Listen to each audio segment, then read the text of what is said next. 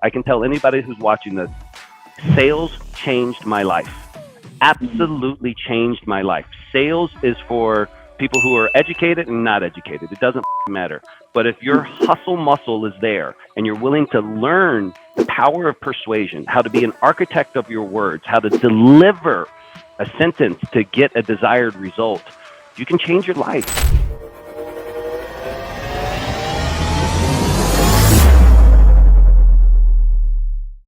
All right, guys, on today's episode of Sales Talk with Solar Pros, we have the Cold Call King, the undisputed champion of South American call centers, the Colombian cold call smuggler, the punisher of the phone.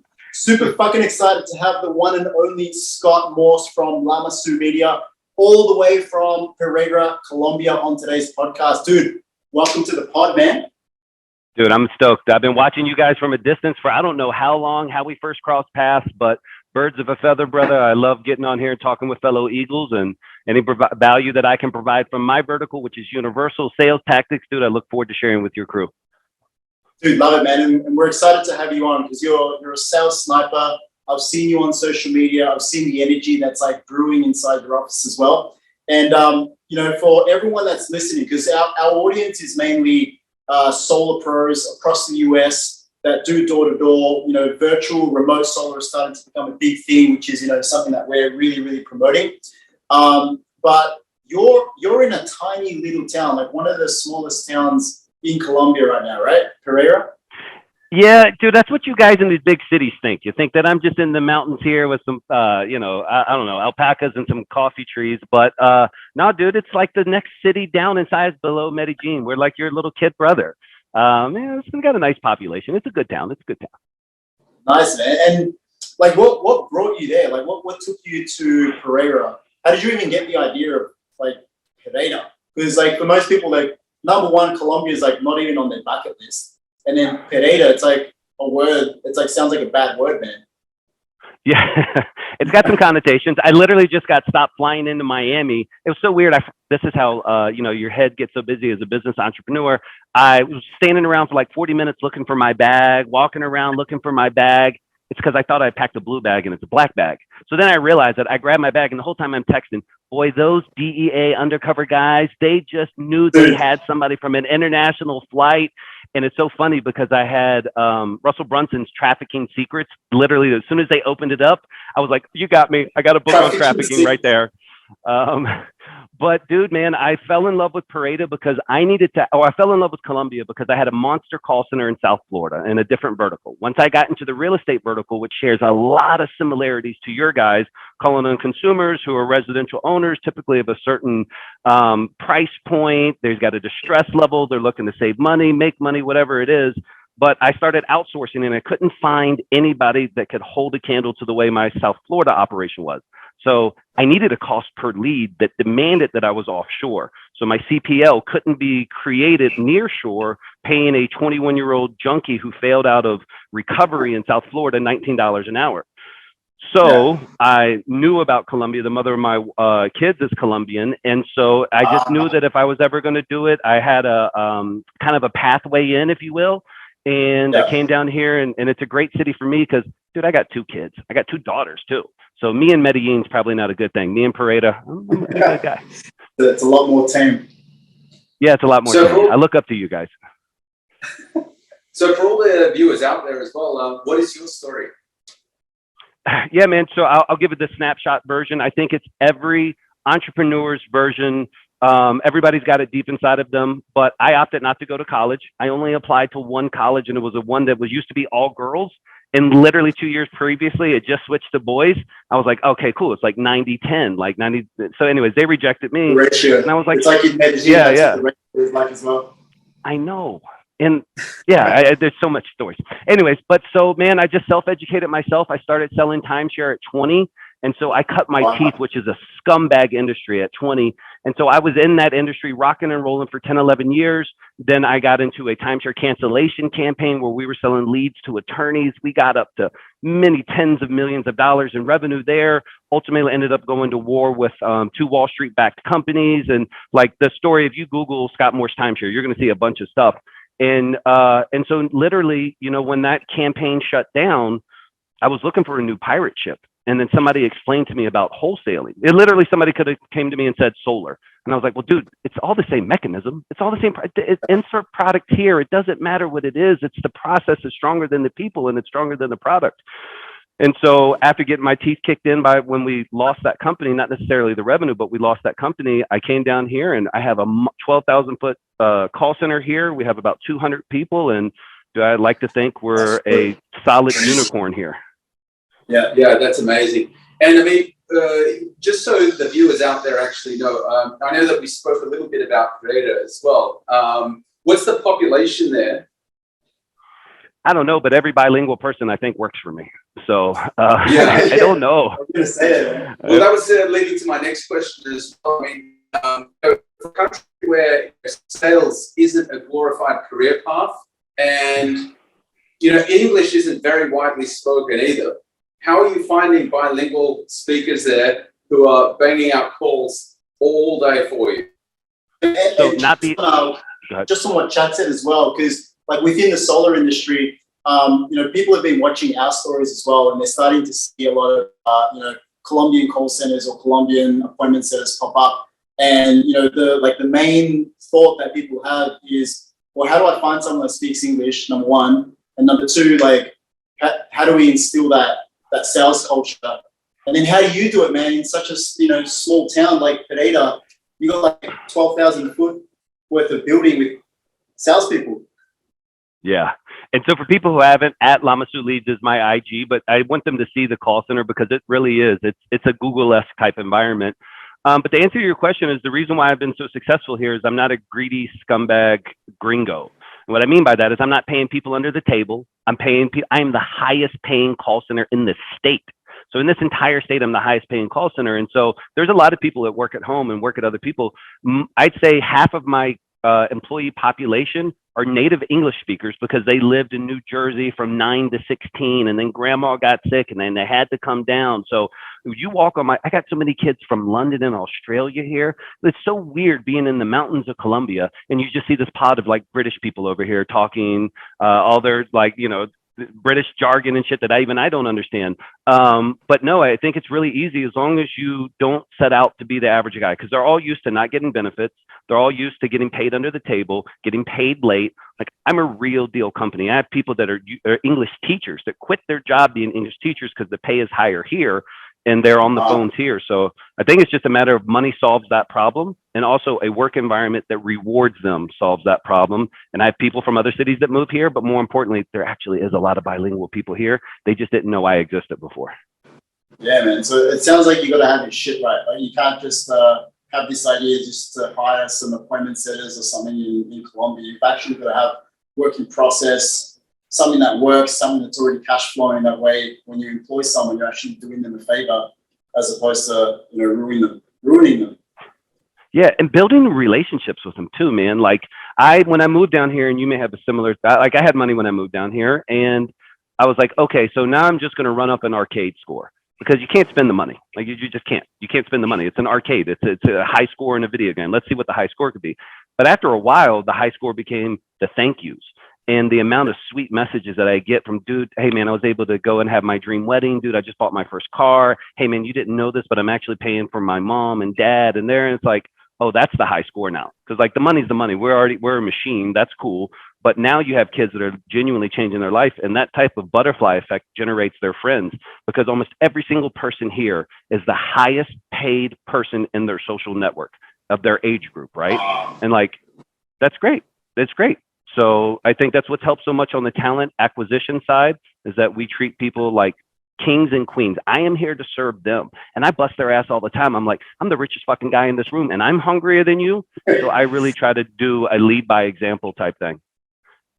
Yeah, I absolutely love that. And for all of our viewers, we definitely recommend, you know, they go to your Instagram and just watch, because you're putting some really killer content out there as well. Thanks. And it tells a lot about you, like your company's culture as well. But tell us a little bit about, you know, the journey from when you onboard someone and what they actually go through to be sales savages, and what your culture actually looks like. How do you reinforce the values of your company? So all really great questions, and also fundamental for anybody who's looking to replicate this, either at a scale of 1 or a scale of 100, right? It's, again, the fundamentals process. You know, my number one hiring criteria is English fluency, period. So like that helps keep a lot of the riffraff, if you will, just not even from a talent, but from, you know, you got to perform on the phones. The second thing is I don't pay them any less during training. Every other person in town pays them less because they're like, well, maybe you make it and maybe you won't. I'm like, dude, if you're going to be part of the family, your family day one. You get my trust, you get the pay, you get everything day one. So that helps, as I pay them the exact same thing as they are when they're on. Also, they're in a 30-day, we have 2 phases. They're 30-day classroom. And I have 25, dude, it looks just like a school board. I have the little seats with the desks in them. And so it holds 28 people.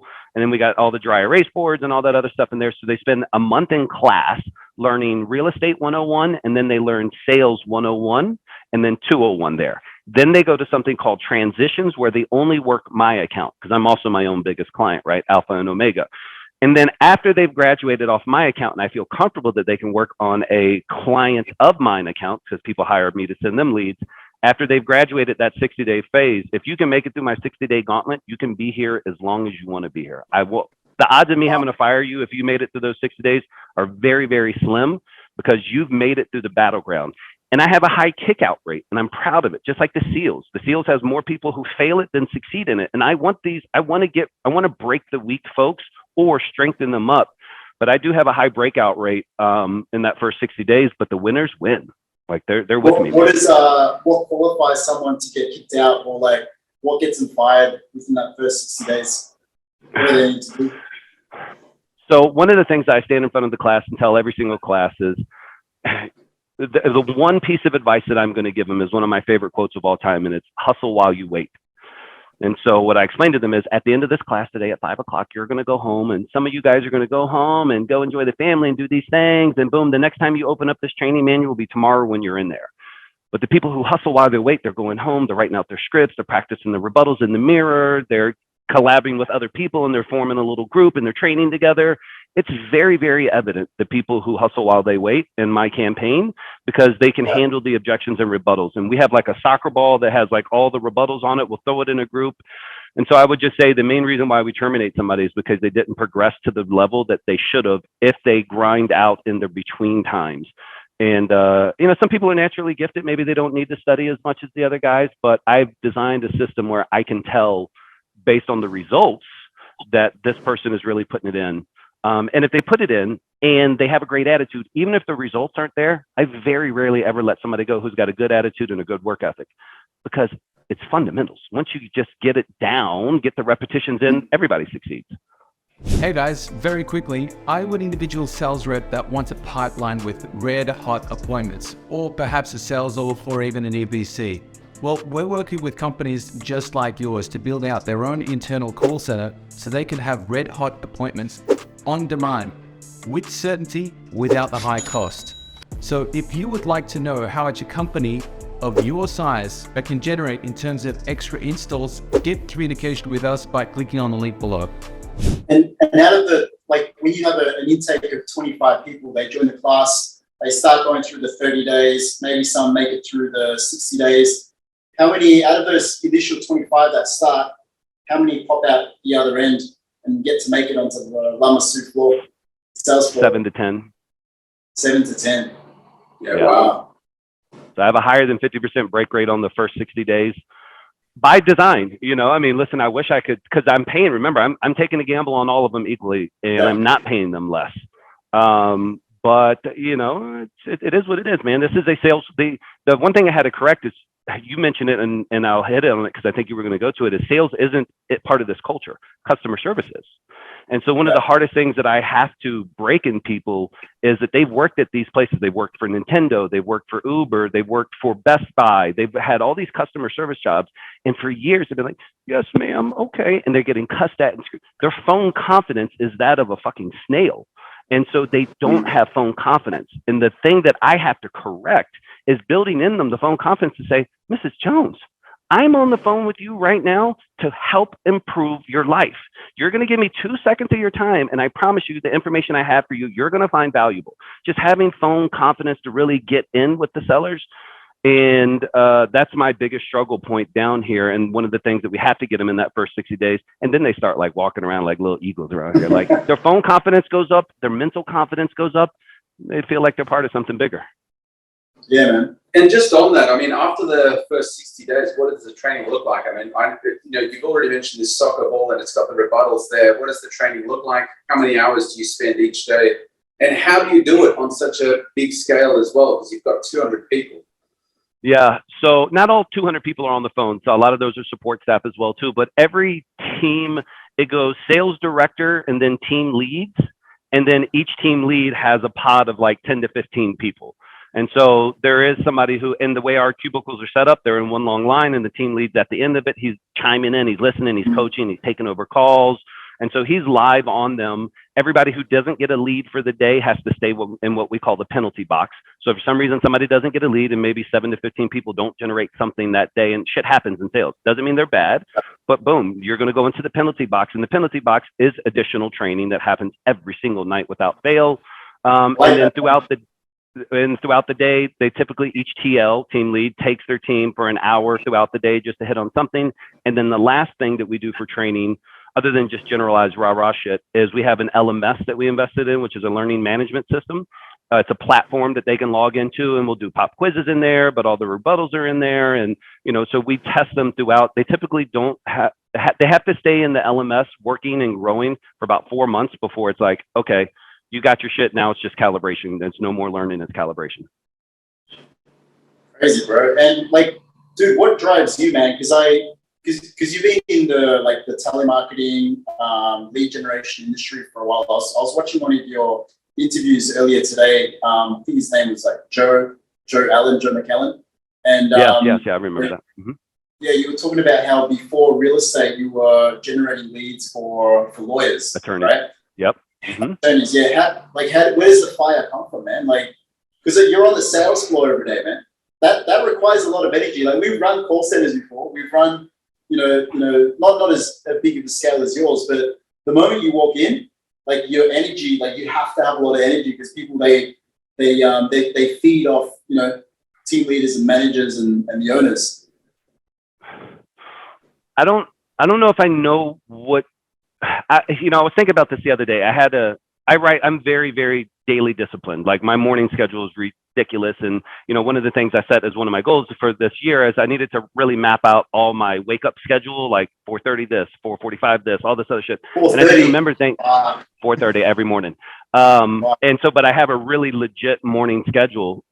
Dude, I do more before the office opens than a lot of humans, but that's okay. That's just me. But I remember thinking how easy it was for me to force myself to do this schedule and know my schedule because I've done it so many times. So in other words, I think the discipline for having this energy just comes from the length of time that I forced myself to do it, where it's just human nature. Like, I love this shit. This is my jet ski. There's a man right now in the Bahamas riding a jet ski, about to park it at the dock. And his day was just as good as mine because this is my fucking jet ski. I love being out here on the floor watching these kids hoot and scream, ringing the gong. And it's just, I don't know, maybe I'm a psychopath. No, I fucking love it, man. Yeah. Feel it. Now, you mentioned that, some of your members are actually working on your accounts as well. So I take it that you're actually investing as well. Tell us a little bit about, what it is that you're investing. What does your investment portfolio look like? And how did you even get started with the idea of transitioning from like sales through to investor? Yeah, I think it's just, I'm a mousetrap guy. And so at the end of this call, you guys could be like, hey, bro, blah, blah, blah, blah, blah. And I'm like, well, the numbers on that sound good, right? And literally be light switch off, light switch on. Because again, I have a machine and it's insert product here. And so just the reason why I invested is because it's just an easy add-on, bolt-on. And it's like, oh, we're already doing all this and just put it on the process. So it's not like I have an affinity like I was, one day I'm going to own 100 and some doors or 3,000 doors, whatever. That's not really the MO as much as, oh, this fucking thing's printing off some money. Rock and roll. Like let's do this. And wholesaling sounds like a great concept, and I'm able to teach these kids and get them involved on stuff. And so yeah, I have mobile home parks I'm partners in. We have self-storage facilities we're partners in, a bunch of single family doors, Airbnbs. But this machine, it generates a lot of opportunity. I'm more happy with the kids that I employ here than the families that live in any of my rentals. And so this is this is the jam right here. These kids, it's fucking amazing. And you're probably like mind-blowing these kids with you know, the speed at which your company is growing, the amount of investments that you're making, you know, the fact that you're in the grind every single day as well. Like, yeah, I mean, what type of stories can you tell us of, you know, the, you know, guys or girls who are working at your company? Like a race. Yeah, dude, I just had a young man who's probably actually my age, came to me today, and he was like, hey, he never see, when people want to talk to me and they never talk to me, like we hug each other every day, daps, and he's somebody I care about, but he's never come and sat down with me one-on-one. He was like, hey, Scott, I need to talk to you. I was like, okay, normally it means there's something, either drama in the office or they're going to leave the company, right? It's one of two things. And he was just like, hey man, dude, I just wanted to tell you how appreciative I am, dude, how thankful, how much I missed your energy last week. He said, it's just not the same, man. And then we started talking about closing opportunities, but I gave him a book I was just given. It's called 10 Years Incarcerated. And I was just reading it on the plane, and it's a book about this, you know, I wish I could remember his name because I only read about 3 chapters in it on the plane, but it's a story about a guy who spent 10 years in jail and how he disciplined his mind to be able to get through it. Well, this young man who was here in my office, he served Fed time, state time, and county time, because a lot of kids that grow up here, when they move to the States, they leverage relationships and then they get in trouble. Like, dude, you got to do what you got to do to get money. But now that he's here and he's completely turned off that life, dude, and he was just bragging. He's like, dude, my friends reach out to me every Friday and Saturday night. He called them the Devil's Nights. He was like, dude, I stay in my fucking house. He's like, dude, I don't need that shit anymore. And he's been so good. And it's just like, I give this kid a fucking, he's not a kid. This young man is having a safe place here, something he can believe in and care in, something that doesn't carry any charges, something he can leave that whole life behind. So I literally reached in my backpack. I was like, dude, call it what you want, but I was meant to give you this book. And so I gave him that book, and now he's going to be reading it. I know he'll find value in it, and he could probably write his own damn book. But yeah, man, it's just that we have very similar stories to that, where kids come in here and it's the opportunity of their lifetime, or it's the opportunity they didn't know they needed to, quote unquote, save their life or change their life, accelerate their life. I'd even say save their life as well, man. Because, you know, a lot of these guys, they were already selling, you know, out in the streets. They're already, you know, may not have been mixed up in the right crowds. And then they use the same hustle in sales, and all of a sudden they start, you know, turning their life around. So let's get into some sales, man. So, like, talk to obviously you've got kids coming into the company, you know, every week or every month, brand new kids with no sales experience. What, aside from the training that you give them, like, what else do you get them to do in their, like, you know, outside of business sales to start training on sales? Who should they follow? Mentors? Yeah, so I might kind of answer that in a circle. You know, one of the things I learned as a young man I grew up in Richmond, Virginia, which ain't shit, right? Like, my parents got married. My parents got knocked up at 16 and 17, married at 17. Neither one of them finished high school. My dad was a roofer. My mom stayed at home. Like, so my family, I was destined to be a fucking plumber. Like, it was written on me to be a plumber, to be a fucking journeyman and stay in Richmond, Virginia my whole life. I was able to break out, and, you know, once I hit that inflection point, to never have to worry about ever going back. But one of the things I tell these guys is, one thing that changed my life was that quote, you're the average of your 5 closest friends. And I remember hearing that. I remember looking at my 5 friends and being like, well, fuck, I don't want to be the average of these guys. And then double fuck, I don't have 5 people that I want to be like. And so I didn't have them. So I found them in books. I found them in Zig Ziglar. I found them in Tony Robbins. I found them in all the old school sales greats. And I mastered those tactics. And I was still a young idiot. I was still stupid. You know, I mean, it took a while for me to mature past the point where I put profit over fun, realizing that the more fun was on the backside, because now, like, hey, I can fly my family anywhere or do whatever, right?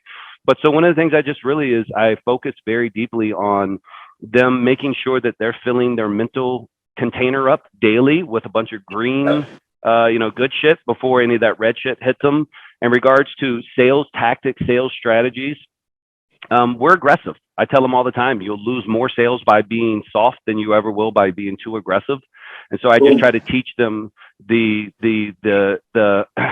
tactics on how to be pleasantly persistent, but also, you know, be firm, right? You're here. If you believe you're helping somebody, you're doing them a disservice by not forcing them, if you will, to make the decision today. I just was out in California, and then I'll shut up. But I was just out in California, and I was looking at a guy's CRM, and so I sent him 120 leads. So far, he's closed 4 deals. So his ROI is sexy. It's beautiful. Okay, great. So he's got 4 deals for 130 leads. Cool. But he should be at 7.5 deals, because you're normally 1 out of 20 with my leads. And so I dug into a CRM, and I looked at all of his like contracts out versus contracts closed. And I couldn't believe he had 24 contracts out. I said, buddy, you don't have a yes problem. You don't have a no problem. You have a fucking maybe problem. Like your guys don't have the balls to get they're being, oh, thank you so much for your time. I'll get back. Like, and so it's just these tactics of making sure that you understand, the customer understands that I'm going to ask for your business at the end of this call. I feel that we've made that we have the right, and you have other justifications, I know, in yours too, but there's nothing sexier than a 1-call close, and there's nothing sexier than asking for somebody's business. And at the end of the call, the customer says, thank you. So getting them high on thank yous for them doing their job is something that I've embedded in them in this culture. Wow, man. Yeah, bro. It's mind blowing as well, because I feed off the energy of other salespeople. What gives me energy every day is, being on the phones, whether I'm closing like a solar deal or a different type of deal as well. And Chad's recently been on the phones.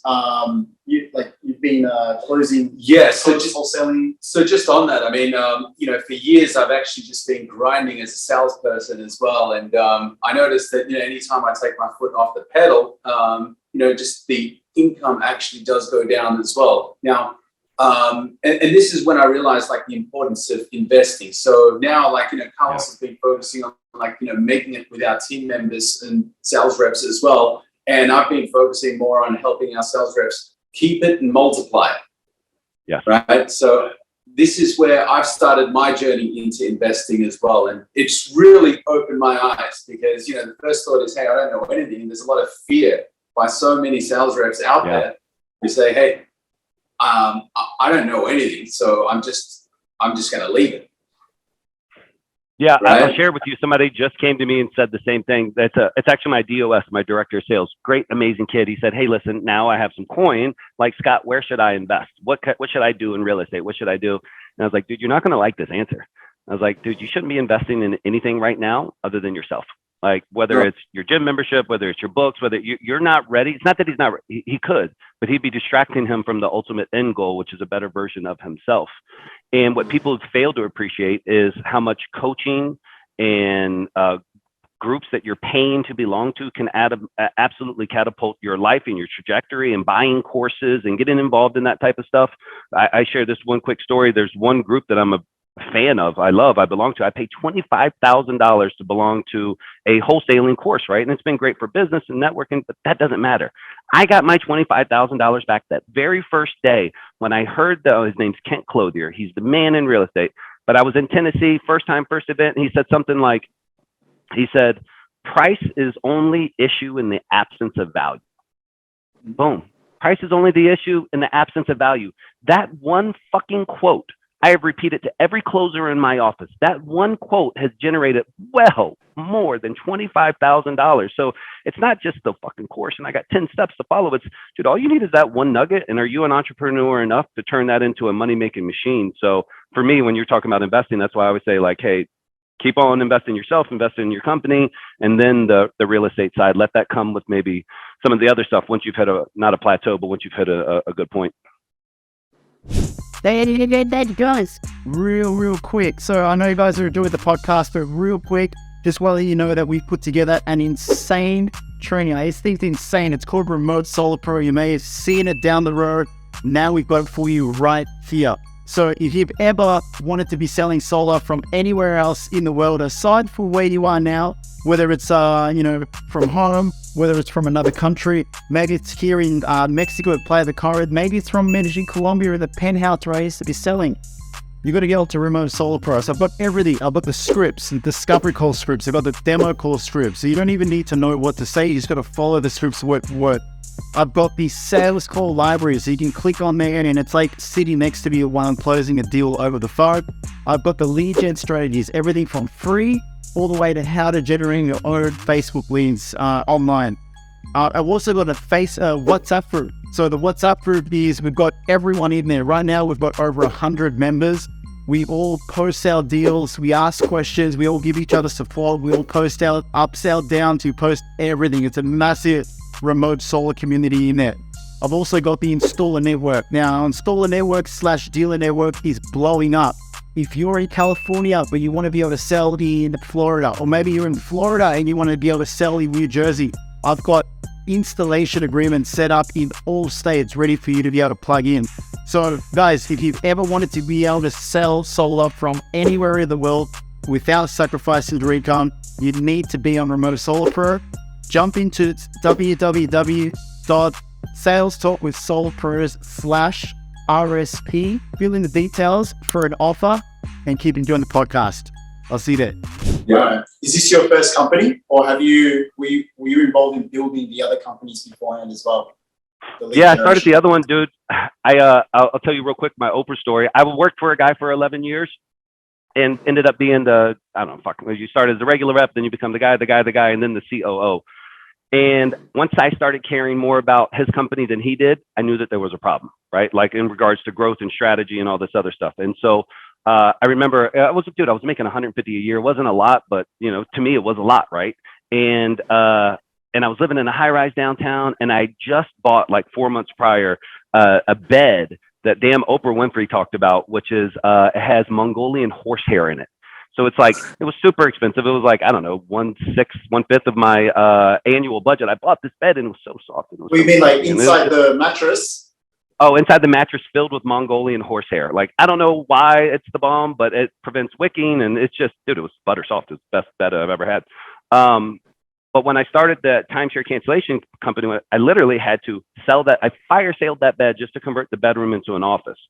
And that to me was like a point, like, hey, this thing that I am putting on a pedestal, fuck that. Like, it's time to let's start from scratch.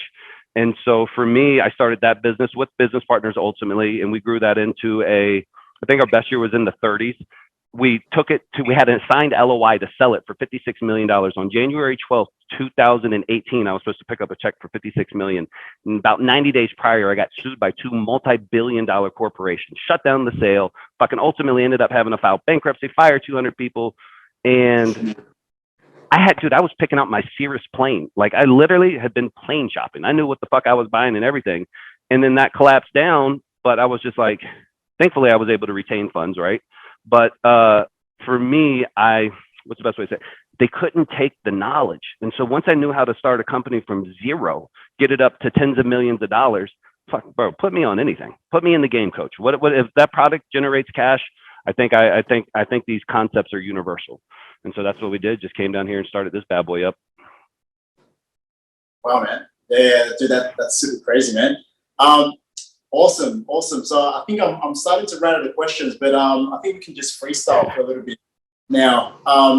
So tell me what's the toughest objection that you find that your new sales guys on the floor have to overcome at the beginning? Like, what's that one objection where once they overcome it, like, okay, this guy's going to be around for a long, long time? Well, let me just talk about the most frequent objection, which is not interested.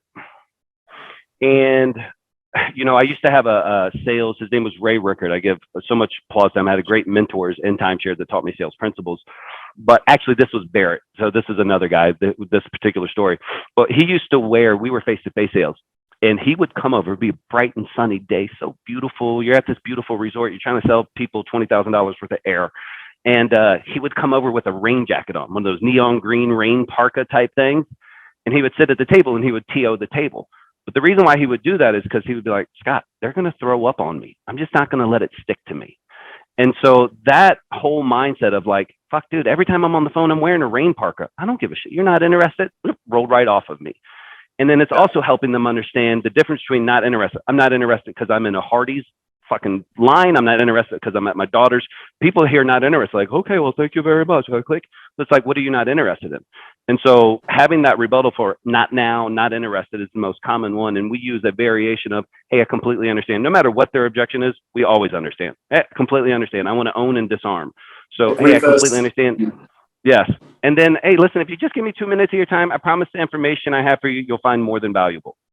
And it's like, how can you say no to that? I just need 2 minutes, and the information I have, you're going to find more than valuable.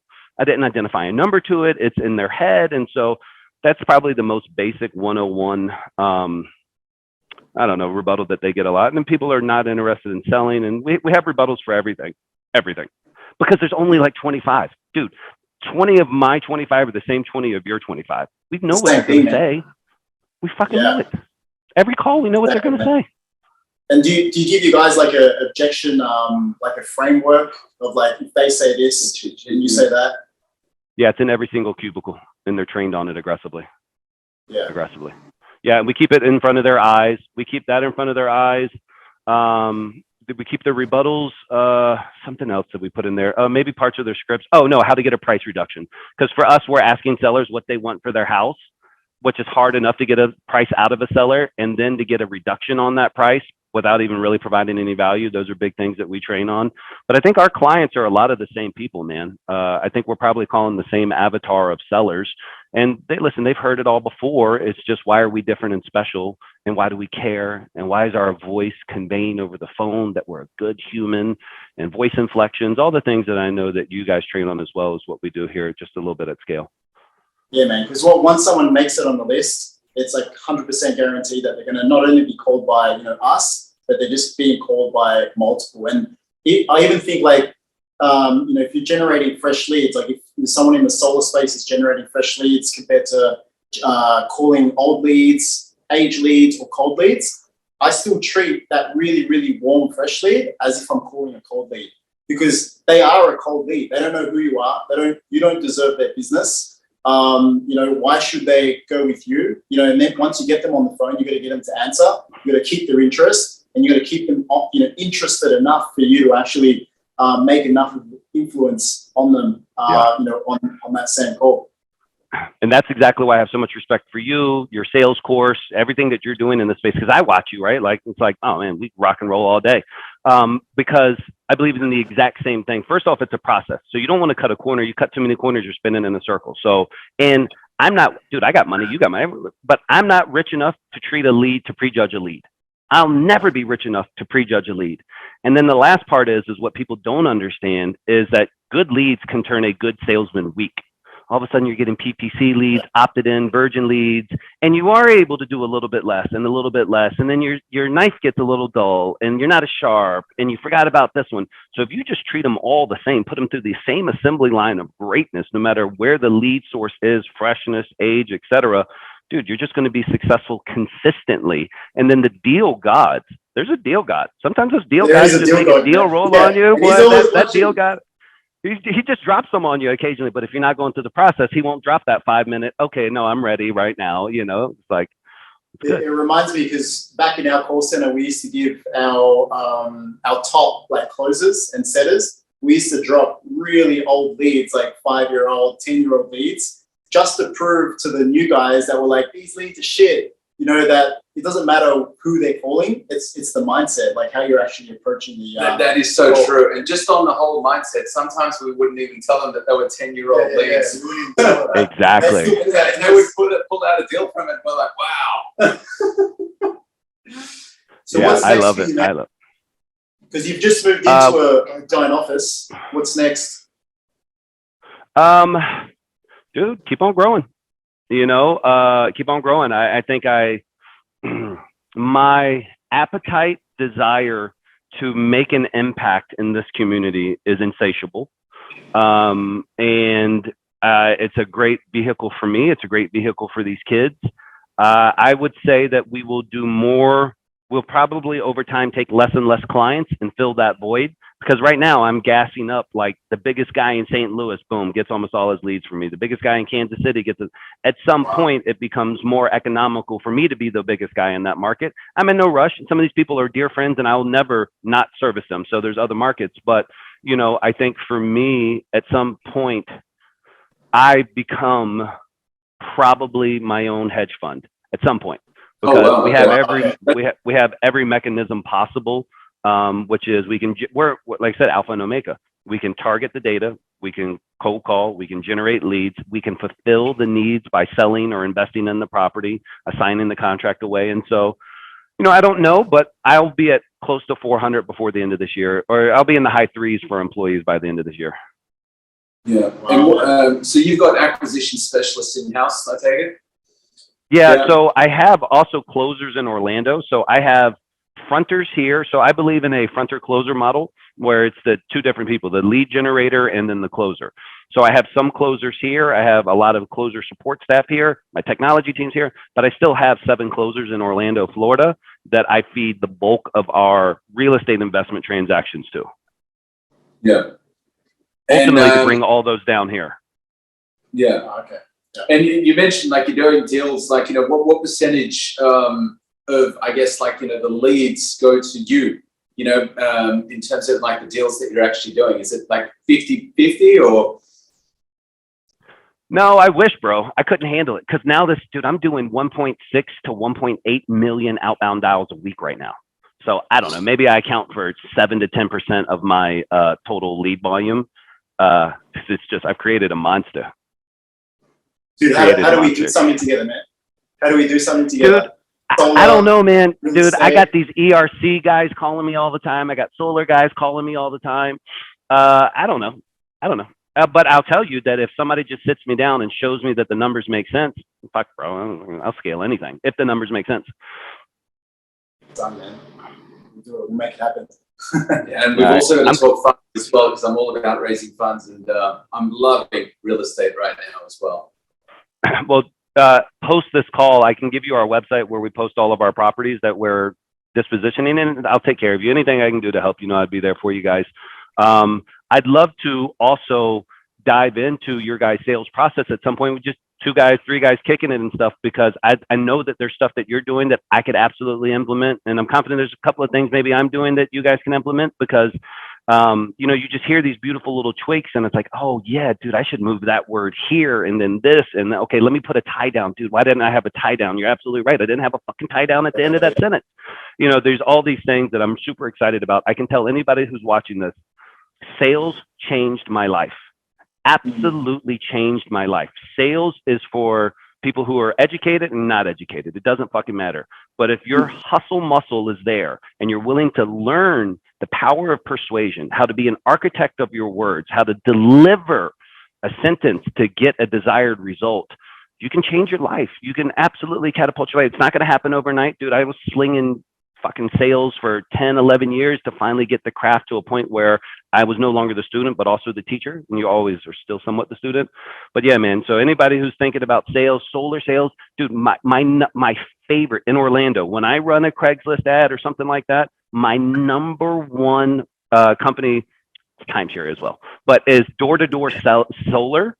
Because I've never met anybody who did virtual solar, but I have hired some killers who did door-to-door solar, because like they're getting their teeth kicked in day after day after day. That's what we started, man. Yeah. Like straight up, bro. Knock a door, get yourself in, like right then and there, walk out with the signed contract. It's like there's no better feeling, man. But it's real sales, bro. That's like Kirby Vacuum. That's like fucking, I mean, it's the best of the best. When you have the balls to go knock on a stranger's, and I'm sorry if I'm cursing on your part, when you have the gumption to go knock on a random person's door and deal with the shit and then get past that initial, who's that through the door, and convince them and then be able to set the appointment or go for the close, like, gosh, that is worth so much money. If you're accepting, this is one last thing I'll say, or one other thing, and that is that the part I love most about sales is I am paid handsomely to be a loser, to be a failure. I always will close less than what I actually pitched. And so it's like, oh shit, oh great, I'm closing 1 out of, let's say if you're 1 out of 20, I don't know, what's that, 5%? So you're like, oh, I'm closing 1 out of 20 and I'm getting paid. I got to go through 19 no's to get 1 yes? Fuck yeah. But getting in love with that no, that's what gets you to the monster yeses. Love it, bro. Yeah, man. And it's like behind the scenes, like every great salesperson actually has like 99% of the day, just like failure, no, until they get that one sale that, boom, every day you start on 0 once again. Every day. Fucking the paycheck doesn't care about yesterday. No, Exactly. it doesn't matter. Say no is short for not yet as well. Yet. So, yeah. Love it, bro. Yep. Dude, I think everyone who's listening to this podcast needs to like pause, rewind back to the start, and then listen to this whole thing again, because there's a lot of nuggets that you've dropped, a lot of how-to on how to build a call center, and it's the buzzword right now, man. Everyone wants to build a call center. So how do people follow you, man? Like, where do they find you on social media? So I think that's the best place for anybody, because I do try to provide a lot of value in my social media. I actually have 2 IG accounts that one day I got to get rid of them. One is at Lamassu-Leads, and the other one is at Scott Morse. And one of them is my behind the scenes, like personal life, and the other one is this corporate machine. But both of them provide additional value. I like to consider myself a very disciplined guy. Also, I'm smart ass online. So some of them, there's different value you should get from both. But if somebody follows my accounts, my goal is to be almost one of those 5 people that I was talking about. Like, I want to be your mentor, and we never even have to chat, but I want you to see what we're doing here and be a little inspired, feel a little uncomfortable. I want you to be uncomfortable. That uncomfortable is greatness inside screaming to get out. And so that's what I hope to provide, man. I hope to disrupt this entire industry. I mean, Gary Keller from Keller Williams, which is a major US real estate company, said it best. And it's a quote that's driven my life. He says, "He who controls the leads controls the industry."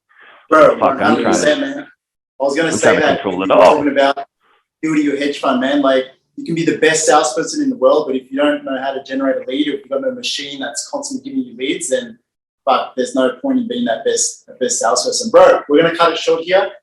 Thank you so much for jumping on this podcast. Welcome. We definitely need to have part 2 where we break down the sales process as well. Yes. But yeah, man, we appreciate your time, bro. Dude, I appreciate it so much. Thank you so much for the opportunity.